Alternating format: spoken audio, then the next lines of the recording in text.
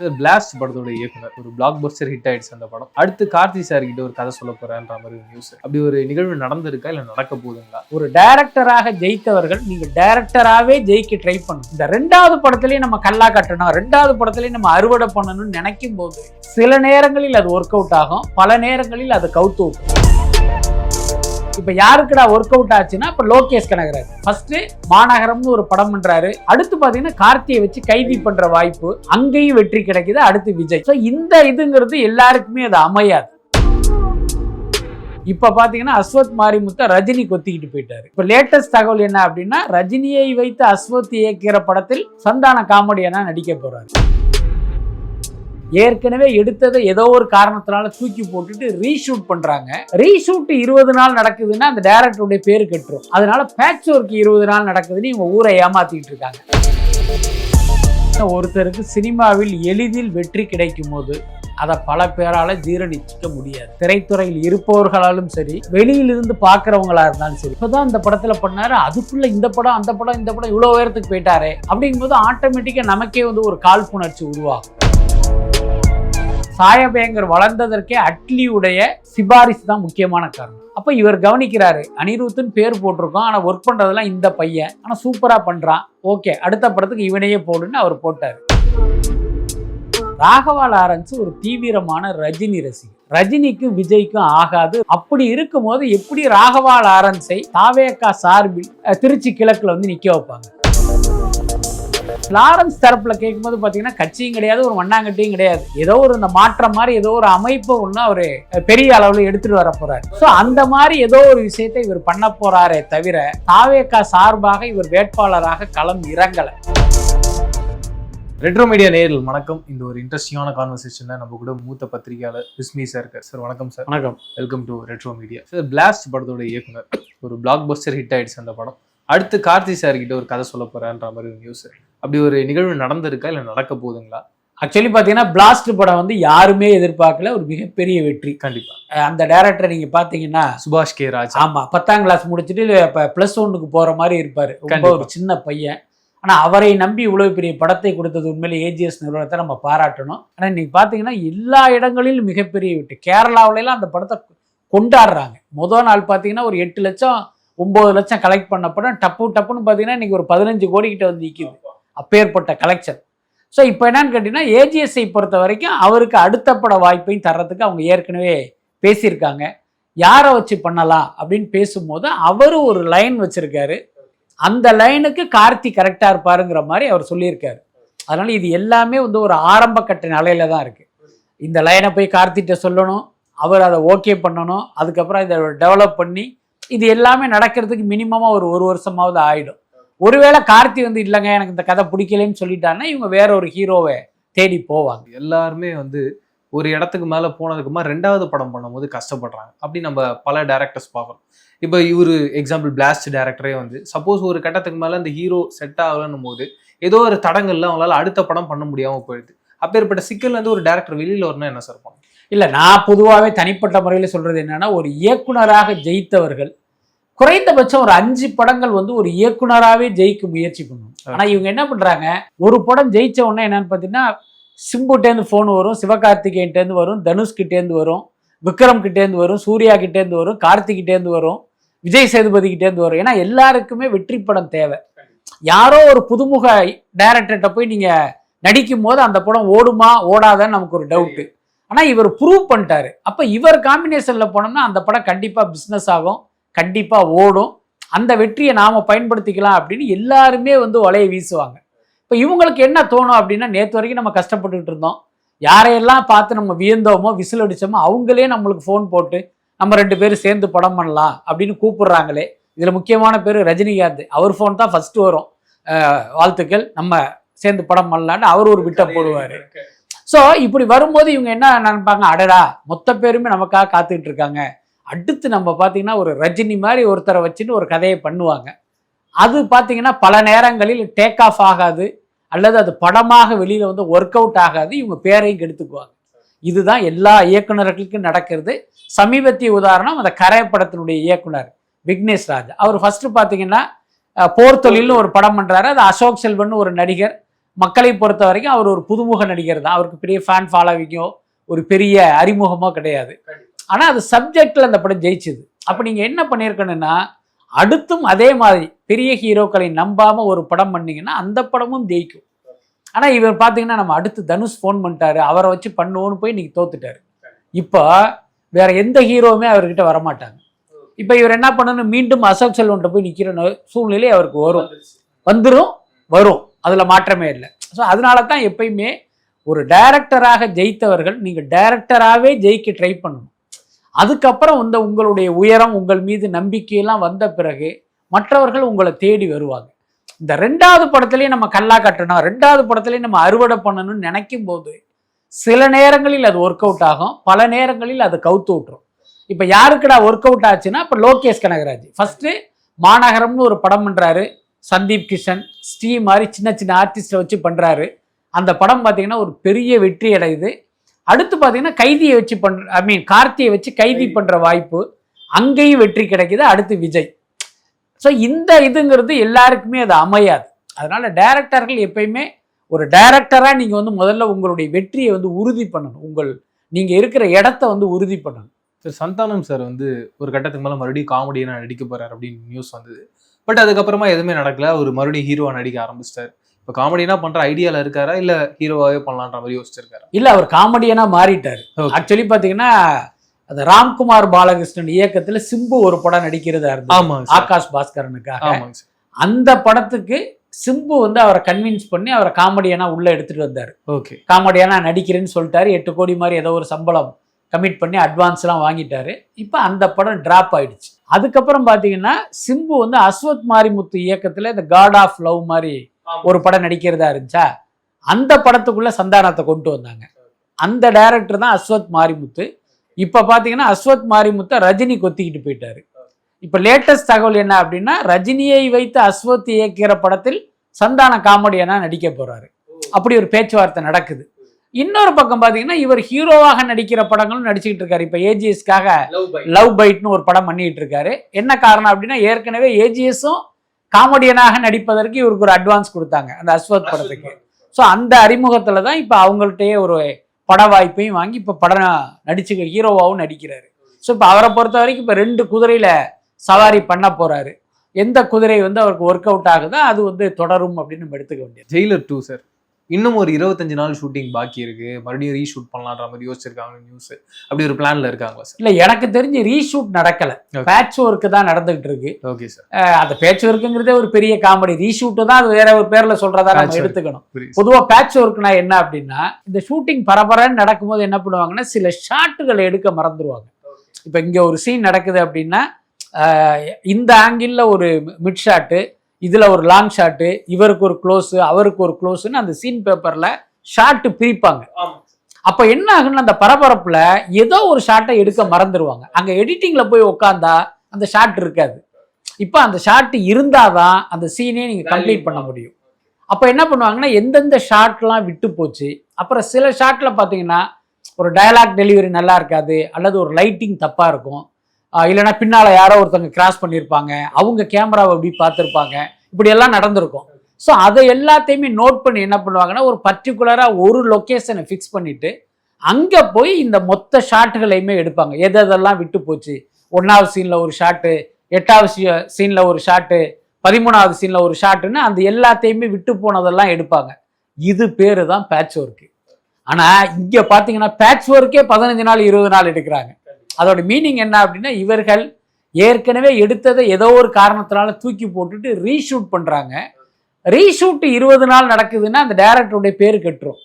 அதனால patch work 20 நாள் நடக்குதுன்னு இவங்க ஊரை ஏமாத்திட்டு இருக்காங்க. ஆனா ஜெயிலரை பொறுத்த வரைக்கும் எனக்கு தெரிஞ்ச இந்த ரீஷூட் கிடையாது, ஏதோ ஒரு பேட்ச் ஒர்க் எடுக்கிறதா தான் நான் கேள்விப்பட்டேன். அதுவும் கூட ரஜினிகாந்த் ஒரு ½ டே அவருடைய ஒர்க் இருக்கு, மற்றவர்களை வைத்து ஒரு 1.5 நாள் மாதிரி ஷூட் பண்றாங்கிறது தான் எனக்கு கிடைத்த தகவல். சார் சாய் அபியங்கரோட சாங்ஸ்லாம் பயங்கரமா ஹிட் ஆகுது, ஜென்சி கிட்ஸ் எல்லாருக்குமே பிடிச்சிருக்கு. ஆனால் ஒரு செட் ஆஃப் ஆடியன்ஸ் அவருடைய பாட்டே பிடிக்கல அப்படின்னு சொல்லிட்டு தொடர்ந்து சோஷியல் மீடியாவில் போட்டு அவரை வறுத்து எடுக்கிறாங்க. ஆனால் இப்போ என்ன நடந்திருக்குன்னா, மலேசியாவில் ஏதோ ஒரு காலேஜில் கிராஜுவேஷன் நடக்குது. அங்கே எல்லாரும் அவருடைய பாட்டை பாடி அந்த கிராஜுவேஷனை செலிப்ரேட் பண்ணுறாங்க. இந்த அளவுக்கு அவருடைய ஃபேன்ஸ் இருக்காங்கன்ற ஒரு பக்கம், இன்னொரு பக்கம் அவருடைய பாடல்கள் சுத்தமாக வரிகளும் கேட்கல, பாட்டும் நல்லா இல்லைன்ற ஒரு டாக் போயிட்டு இருக்கு. என்ன காரணம், தொடர்ந்து ஏன் அவர் டார்கெட் பண்ணி சோசியல் மீடியால அவர் போட்டு வருகிறாங்க? அதாவது பார்த்தீங்கன்னா, ஒருத்தருக்கு சினிமாவில் எளிதில் வெற்றி கிடைக்கும் போது அதை பல பேரால ஜீரணிச்சிக்க முடியாது. திரைத்துறையில் இருப்பவர்களாலும் சரி, வெளியிலிருந்து பார்க்குறவங்களா இருந்தாலும் சரி, என்னடா அது இப்போதான் இந்த படத்துல பண்ணாரு, அதுக்குள்ள இந்த படம் அந்த படம் இந்த படம் இவ்வளோ உயரத்துக்கு போயிட்டாரே அப்படிங்கும்போது ஆட்டோமேட்டிக்காக நமக்கே வந்து ஒரு காழ்ப்புணர்ச்சி உருவாகும். அது அவர் மீது நமக்கு ஒரு நெகட்டிவான ஒரு இம்ப்ரெஷனை ஏற்படுத்தி, அவர் ஒரு சூப்பர் பாட்டு போட்டாலும் அதை நல்லா இல்லைன்னு சொல்கிற ஒரு மனநிலைக்கு நம்ம தள்ளப்பட்டுருவோம். அது எல்லா இடத்துலையும் இருக்கிறது தான். அதுக்கப்புறம் சாயபயங்கர் கிட்ட வந்து நான் பார்க்குறது என்ன அப்படின்னா, அவருடைய இசைங்கிறதுல ஒரு பெரிய வெரைட்டி இல்லை, ஒரே மாதிரி இருக்குது அப்படின்னு வேணால் நீங்கள் சொல்லலாம். மற்றபடி இவருடைய பாடல்களில் பாடல் வரிகளே காதில் விழலை அப்படிங்கிறது நீங்கள் குற்றச்சாட்டாக வைத்தால், இந்த குற்றச்சாட்டு வந்து எல்லா இசையமைப்பாளர்களுக்கும் பொருந்தும். இப்போ நீங்கள் யோசிச்சு பாருங்க, இளையராஜா காலத்தில் தான் பாடல் வரிகள் உங்களால் கேட்க முடிஞ்சுது. ஏஆர் ரஹ்மான் வரும்போதே அது மாறிடுச்சு. அவர் பாட்டுக்கு தடதரான அடிக்க ஆரம்பிச்சிட்டார், அதில் பாடல் வரிகள்லாம் அப்படியே அமுங்கி போயிடுச்சு. ஒரு சில பாடல்கள், சின்ன சின்ன ஆசை மாதிரி சில பாடல்கள், பாடல் வரிகளுக்கு முக்கியத்துவம் கொடுத்து கொஞ்சம் வாத்தியத்தை கொஞ்சம் அடக்கி வாசிச்சிருப்பாரு. ஆனால் ரஹ்மானுடைய இசை நீங்கள் வந்து மொத்தமாக அப்படி பார்த்தீங்கன்னா 90% பாடல்களில் வாத்திய இசை தான் மேலோங்கி இருக்கும். அது எல்லாருக்கும் தெரிஞ்ச விஷயம்தான். அது அப்படியே மாறி பார்த்தீங்கன்னா இப்போ இவருடைய இசையில கூடுதல் டெசிபலாக அது வந்து அதிகரிச்சிருக்கு, அவ்வளவுதான். அதனால அதை ஒரு குற்றச்சாட்டா சொல்ல முடியாது. பட் அதே நேரம் இங்கே வந்து வெற்றி தான் முக்கியம். சாயபங்கர் இசை நல்லா இருக்கு நல்லா இல்லை அதெல்லாம் முக்கியம் இல்லை, அதை ரசிப்பதற்கு ஒரு கூட்டம் இருக்கு, ஓகே அவ்வளவுதான். அவர் தான் நம்பர் 1 அப்படிங்கிற முடிவுக்கு திரையுலகம் வந்துடும். இன்றைக்கு அனிருத்துக்கு அடுத்த இடத்தில் அல்லது அனிருத்தினுடைய இடத்தை நோக்கி ரொம்ப வேகமாக முன்னேறிட்டு இருக்காரு சாயபயங்கர். அதுக்கு காரணம் அவருடைய திறமை, அவருடைய தனிப்பட்ட குணம், இதெல்லாம் ஒரு பக்கம் இருந்தாலும் அனிருத்துடைய அந்த கேரக்டரும் ஒரு வகையில் காரணமாக இருக்குது. அதோட அர்த்தம் என்னன்னா, அனிருத்தை வச்சு ஒருத்தர் படம் பண்ணணும் அப்படின்னா அவரை ரீச் பண்ணவே முடியல. இப்போ ஒரு பெரிய டைரக்டர் மணிரத்னே வச்சுக்கோமே, இப்போ அனிருத்தை நம்ம படத்துக்கு மியூசிக் டைரக்டராக போடுவோன்னு நினச்சி அவர் அனிருத்தை கான்டாக்ட் பண்ணணும்னு நினச்சா அவரால் முடியாது. அவருடைய மேனேஜரே ஃபோன் எடுக்க மாட்டாராம். ஸோ அப்படி ஒரு நிலமை. அப்போ அனிருத் எப்பன்னு பாரு, அனிருத்தை பொறுத்த வரைக்கும் இன்னைக்கு ஃபோன் அடித்தா ஒரு வாரம் கழிச்சு ப்ரோ கூப்பிட்டிங்களாம் பாறான். ஸோ இப்படி இருக்கும்போது என்ன பண்ணுவாங்கன்னா வேறு சாய்ஸை தேடி போயிடுவாங்க. அதுக்கப்புறம் ஒர்க் பண்ணும்போது ஒரு டைரக்டர் வந்து எனக்கு இந்த சரியில்லை, இதை மாற்றுங்க, இதை வந்து இப்படி எடுத்துங்க அப்படின்னு அந்த சஜஷன் சொல்லி அதை நீங்கள் கேரி பண்ணணும்ல. ஆனால் அனிருத் கிட்ட ஒர்க் பண்ணும்போது பார்த்தீங்கன்னா அந்த வாய்ப்பு வந்து இயக்குநர்களுக்கு கிடைக்கிறதே இல்லை. இன்னும் சொல்ல போனால் இயக்குநர்களோட அவருடைய இன்ட்ராக்ஷனுங்கிறதே ரொம்ப குறைவு. பெரிய உதாரணம் விடாமுயற்சின்னு நினைக்கிறேன். விடாமுயற்சி தான் மகிழ் திருமேனி பண்ண படம். அந்த படத்துக்கு அனிருத் மியூசிக் டைரக்டராக கமிட் ஆகும் போது அவர் ஒரு தர பார்த்துருக்காரு. அதுக்கப்புறம் படம் ரிலீஸுக்கு நெருங்கும் போது அந்த கடைசியா அந்த ஆர்ஆருடைய அவுட் கொடுக்கும் போது ஒரு தர பார்த்துருக்காரு. 2 தடவையும் மீட் பண்ணியிருக்காரு. அவர் கொடுத்தது தான் டியூனு, இவர் வாங்கி படத்தில் யூஸ் பண்ணிட்டாரு. அவர் போட்டு கொடுத்த ஆர்ஆரை கலைமாமணி பட்டம் வாங்குற மாதிரி வாங்கிட்டு வந்துட்டார். ஸோ இப்படி இருக்கிறதும் இயக்குநர்களுக்கு பிடிக்காது. முக்கியமாக சாயபயங்கர் வளர்ந்ததற்கே அட்லியுடைய சிபாரிசு தான் முக்கியமான காரணம். ஜவான் படம் எடுக்கிறாரு, அனிருத்தோட சரியான கோஆப்ரேஷன் இல்லை. அனிருத் ட்ரூப்ல இருந்து சாயபயங்கர் தான் அந்த ஒர்க்கு எல்லாத்தையுமே பண்றாரு. அப்போ இவர் கவனிக்கிறாரு, அனிருத்துன்னு பேர் போட்டிருக்கோம், ஆனால் ஒர்க் பண்ணுறதெல்லாம் இந்த பையன், ஆனால் சூப்பராக பண்ணுறான், ஓகே அடுத்த படத்துக்கு இவனையே போடுன்னு அவர் போட்டார். அது மட்டும் இல்லாமல் சிம்பு மாதிரி பல பேருக்கு ஃபோன் போட்டு ஓம் படத்துக்கு சாயபயங்கரை யூஸ் பண்ணுன்னு லாபி பண்ணதே அட்லி தான்.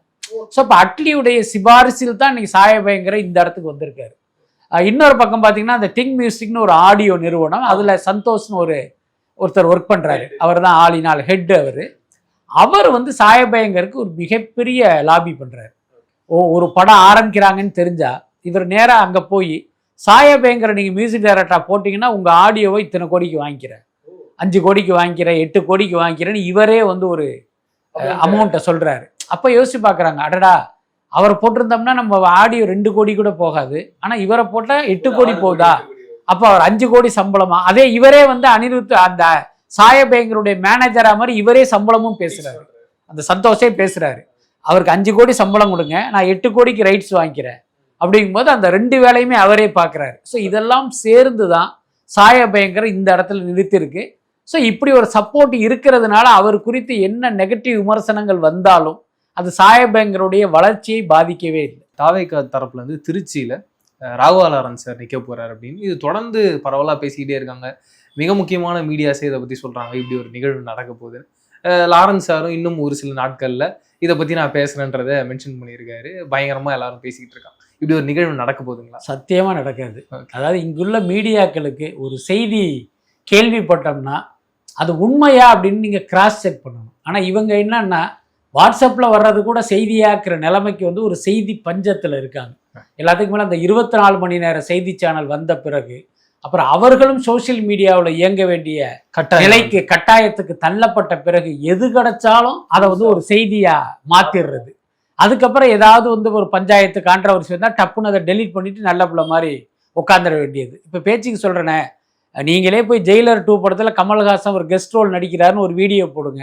அதை பார்த்து பார்த்தீங்கன்னா ஒரு 100 யூடியூப் சேனல் அதை செய்தியாக்குவாங்க.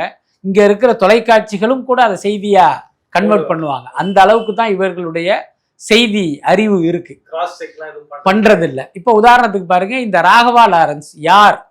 ஒரு செய்தி வருதுன்னா நம்ம கொஞ்சம் மண்டைய யோசிக்கணும்ல. ராகவா லாரன்ஸ் ஒரு தீவிரமான ரஜினி ரசிகர். ரஜினிக்கும் விஜய்க்கும் ஆகாது, ரஜினி ரசிகர்களுக்கும் விஜய் ரசிகர்களுக்கும் ஆகாது. இது எல்லாருக்கும் தெரியும். விஜய் ஆட்சி அமைக்கிற சூழல் உருவாகும் போது அது அப்படி நடக்காமல் இருப்பதற்கு பாஜக எடுத்த ஒரு முயற்சியிலேயே ரஜினியுடைய கான்ட்ரிபியூஷன் இருக்கிறதா இப்ப நம்ம செய்திகள்லாம் பார்த்தோம். அப்படி இருக்கும்போது எப்படி ராகவா லாரன்ஸை தாவேகா சார்பில் திருச்சி கிழக்குல வந்து நிக்க வைப்பாங்க? அப்படி ஒரு கேள்வியை கேட்டாலே இது வதந்தி அப்படின்னு நீங்க லெஃப்ட் ஹேண்டால வந்து ஒதுக்கிடலாம். அதை கூட இவர்கள் செய்யறதில்லை. பட் நாம ஒரு ஜேர்னலிஸ்டா எனக்கு என்ன தோணுச்சு அப்படின்னா, இது வெறுமனே வதந்தியா அல்லது இப்படி ஒரு அட்டெம்ப்ட் நடக்குதா? நான் ஏன் இந்த கேள்வியை கேட்டேன் அப்படின்னா, லாரன்ஸ் வந்து இப்போ பென்ஸ்னு ஒரு படத்தில் நடிச்சுக்கிட்டு இருக்காரு. அந்த படத்தின் தயாரிப்பாளர்களில் ஒருவர் வந்து ஜெகதீஷ், விஜயினுடைய மேனேஜர். இப்போ எனக்கு என்ன தோணுச்சு அப்படின்னா, ஜெகதீஷ் விஜயினுடைய மேனேஜர், இன்னைக்கு அவர் முதல்வரான பிறகு இவர் தான் நிழல் மாதிரி இருக்காரு. இவர் தயாரிக்கிற படத்துல லாரன்ஸ் நடிக்கிறாரு. லாரன்ஸுக்கு ரொம்ப நாளாவே அரசியலுக்கு வரணும்னு ஆசை. ரஜினிகாந்த் கட்சி ஆரம்பிக்கிற சூழ்நிலையில இவர் அங்க போய் ஒரு துண்டு போட ட்ரை பண்ணாரு. கடைசியில ரஜினிகாந்த் கட்சி ஆரம்பிக்காம போயிட்டாரு. இன்னைக்கு விஜய் வந்து அந்த இடத்துக்கு வந்துட்டாரு. அதனால ஜெகதீஷ் மூலமா இவர் காய் நகர்த்துறாரோன்னு எனக்கு ஒரு டவுட் வந்தது. அதுக்கப்புறம் நான் வந்து தாவேகா தரப்பில் அதிகாரபூர்வமா தாவேகாவுடைய ரிலையபிள் சோர்ஸ்லேயே நான் போய் கேட்கும் போது அப்படி இல்லைன்ட்டாங்க. அதுக்கப்புறம் லாரன்ஸ் தரப்புல கேட்கும்போது பார்த்தீங்கன்னா கட்சியும் கிடையாது, ஒரு மண்ணாங்கட்டியும் கிடையாது. ஏதோ ஒரு இந்த மாற்றம் மாதிரி ஏதோ ஒரு அமைப்பை ஒன்று அவர் பெரிய அளவில் எடுத்துட்டு வர போறாரு. அதோட மீனிங் என்னன்னா, இன்னைக்கு அண்ணாமலை ஏதோ ஒன்று ஆரம்பிக்கிறாருல்ல, ரஜினிகாந்த் பொண்டாட்டி ஏதோ ஒரு மக்கள் மேடைன்னு ஒன்று ஆரம்பிக்கிறாங்கல்ல. ஸோ அந்த மாதிரி ஏதோ ஒரு விஷயத்தை இவர் பண்ண போறாரே தவிர தாவேகா சார்பாக இவர் வேட்பாளராக களம் இறங்கலை. இதுதான் உண்மையான நிலவரம். சரி, இப்போ நீங்க சொல்ற பாயிண்ட், அண்ணாமலை ஆரம்பிக்கிறாரு, லதா ரஜினிகாந்த் ஆரம்பிக்கிறாங்க, இவர் ஆரம்பிக்கிறாரு. எனக்கு என்னன்னா, இதன் மூலியமா என்ன மக்களுக்கு ஒரு மாற்றம் ஏற்பட போகுது? ஏன்னா இப்படி நிறைய ஆரம்பிச்சு நடுவுலயே நின்று போன பல கட்சிகளை நம்ம பார்த்துருக்கோம். இதனால என்ன அவங்க வந்து மக்களுக்கு சொல்ல வராங்க? அதாவது என்னன்னா, சில வருடங்களுக்கு, அதாவது விஜயினுடைய அரசியல் வருகைக்கு முன்னால இந்த மாதிரி கட்சி ஆரம்பிக்கிறேன்னு பல பேர் வந்து இன்னைக்கு ஒரு லெட்டர்பேடு கட்சி நடத்திக்கிட்டு இருக்காங்க. நடுராத்திரி 2 மணிக்கு எந்திரிச்சு பாஜகவில் கட்சியை இணைக்கிற காமெடி எல்லாம் நம்ம பார்த்துக்கிட்டு இருக்கோம். கண்டிப்பா. அப்படித்தான் திமுக அதிமுக தவிர்த்து வேறு கட்சிகளுடைய நிலைமை. புதிதாக வர்ற கட்சியாக இருந்தாலும் சரி, ஏற்கனவே ஆரம்பிக்கப்பட்ட கட்சியாக இருந்தாலும் சரி, இவங்க 2 பேர் தான் மார்க்கெட் லீடர். அதுக்கப்புறம் உள்ளதெல்லாம் உதிரிகள் தான். விஜய் பாசையில சொல்லணும்னா அள்ளு சில்லு தான் இவங்க எல்லாமே. ஆனா விஜய் வந்து வெற்றி பெற்று இன்னைக்கு முதல்வர் ஆன பிறகு பல பேருக்கு வந்து ஒரு நம்பிக்கையும் தைரியம் வந்துருச்சு. விஜய்க்கு வந்து அரசியலே தெரியாது, பேசவும் தெரியாது, பிரச்சாரமும் பண்ண தெரில. ஆனா இந்த ஜென்சி பார்த்தீங்கன்னா அவரை ஜெயிக்க வச்சு இன்னைக்கு அந்த இடத்துல உட்கார வச்சிட்டாங்க. அப்ப நாமும் அதே மாதிரி ஒரு அரசியல் பண்ணி இந்த இளைஞர்களை கவர்ந்தா நமக்கும் அப்படி ஒரு வாய்ப்பு கிடைக்கணும் ஒரு நம்பிக்கை. அது அசட்டு நம்பிக்கையா குருட்டு நம்பிக்கையான்னு தெரியாது. அப்படி நம்பிக்கை வந்துதான் இன்னைக்கு அண்ணாமலை எல்லாம் மதசார்பற்ற கட்சி ஆரம்பிக்க போறேன் அப்படின்னு ஒரு முகமூடியோட கிளம்பி வந்திருக்காரு. இன்னொரு பக்கம் லதா ரஜினிகாந்த், அவங்களுக்கு என்னன்னா இன்னைக்கு வர்ற அண்ணாமலை கூட ரஜினி பேரை யூஸ் பண்றாரு. ரஜினி ஆதரவில் அண்ணாமலை கட்சின்னு ஒரு செய்தி பரவுது. அப்ப அதை வந்து நம்ம தடுக்கணும்னா ரஜினிகாந்தை ஆராதிக்கிற ஒரு கூட்டம் இன்னும் இருக்கு. அவங்களுடைய வயசை விட்டுருங்க என்ன, ஆனா ஒரு கூட்டம் இருக்கு. ஸோ அவங்கள நம்ம பக்கம் தக்க வைப்போன்ட்டு அவங்க ஒன்னே நாங்கள் மாவட்டந்தோறும் ஒரு தலைவர்களை உருவாக்குகிறோம் அப்படி இப்படின்னு இத்தனை வருஷம் தமிழ்நாடு மேல அவங்களுக்கு எந்த அக்கறையும் இல்லை. இன்னைக்கு திடீர்னு வந்து தமிழ்நாடு மீதும் தமிழ்நாட்டு மக்கள் மீதும் ஒரு அக்கறை கொண்டு இப்ப அவங்க ஒரு விஷயத்த பண்றதா எடுத்துட்டு வர்றாங்க. லாரன்ஸுக்கு ரொம்ப நாளாவே பாத்தீங்கன்னா அரசியல் மேல ஒரு கண்ணு, அதே நேரம் சினிமாவை விட்டுட்டு வர்றதுக்கும் அவருக்கு வந்து ஒரு பயம் இருக்கு. இதுதான் பணம் கொட்டுற இடம். ஸோ இப்படி பார்க்குறாரு. அப்போ இப்போ வந்து ஒரு சூழ்நிலை மாறி இருக்கு. ஸோ இப்போ போய் ஒரு துண்டு போட்டோம்னா நமக்கு ஒரு எதிர்காலம் கிடைக்குங்கிற நம்பிக்கையில் வர்றதுக்கு ட்ரை பண்ணுறாரு. நிறைய இன்ட்ரெஸ்டிங்கான விஷயம் பேசணும் சார். மீண்டும் சந்திப்போம். நன்றி. நன்றி.